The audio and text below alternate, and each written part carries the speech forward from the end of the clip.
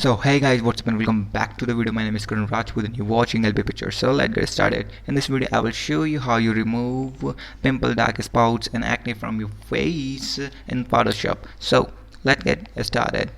So first of all you have to click on this page like icon and make a duplicate layer, and the upper right panel you click on the sample all layers and enable it, and then you have to select the spot healing brush tool from here and tap on the acne and dark spot and blemish area. Okay, and here you adjust the size of the brush from the upper right corner and tap on the blemishes or the acne, and here you see the magic has been removed automatically.